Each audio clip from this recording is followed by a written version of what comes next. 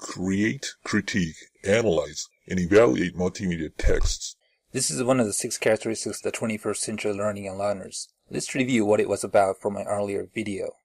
Students in the 21st century must be critical creators of multimedia messages.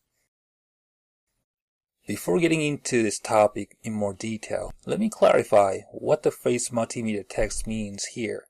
It's misleading, but this phrase multimedia text is supposed to include text and other forms of expressions such as pictures and sounds that are meant to communicate meanings. So it refers to multimedia materials in general.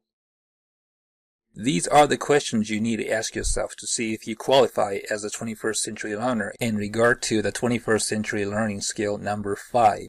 The first 5 questions actually overlap the questions asked in the 21st century learning skills number 3 and number 4. What's new here is the last 3 questions. They are about knowing how to design effective multimedia messages or materials.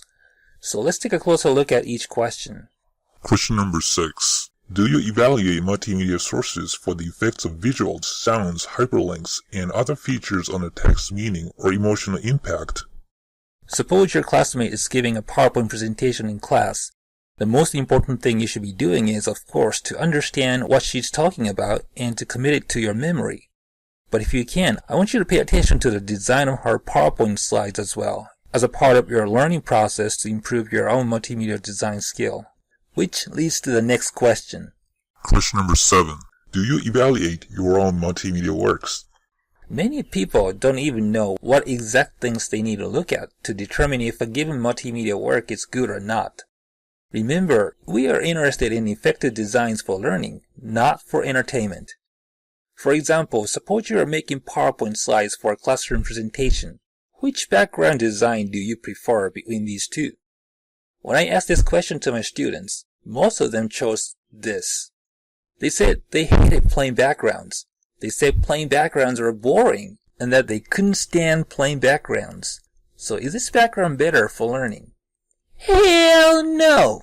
Research indicates that a background like this depresses learning because it adds extraneous elements to the slide. First of all, a background like this can make the real information on the slide stand out less or harder to see. But more importantly, if someone uses a background like this for a presentation, this background design has a strong visual presence, it will be recognized and enter into your brain's processing center, along with other pieces of essential information. Whether you like it or not, the background image your brain recognizes takes up some room or capacity in your brain's processing center, leaving less room or capacity for processing essential information such as text, pictures, and the presenter's speech. Question number 8. Do you consider your own design choices as much as your choices about text? Multimedia design involves mostly visual and auditory elements such as written and spoken text, static and animated pictures, and sound effects.